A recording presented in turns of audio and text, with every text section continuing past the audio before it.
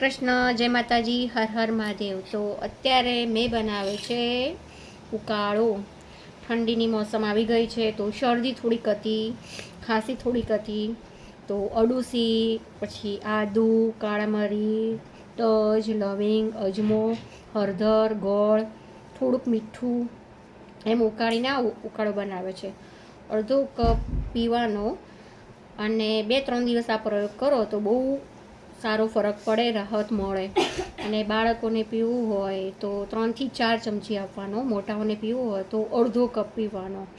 રાત્રે પીવો તો વધારે સારું, નહીં તો સવારે અને રાત્રે 2 ટાઈમ પીવો તો વધારે હોય તો જુઓ. વિડીયો સારો લાગે તો શેર કરજો, અને જે લોકો નવા હોય મારી ચેનલમાં તો સબસ્ક્રાઈબ કરજો. ઓલ ઉપર તમે ક્લિક કરજો તો નોટિફિકેશન જેટલા હોય તમને આવી જશે મારા વિડીયો.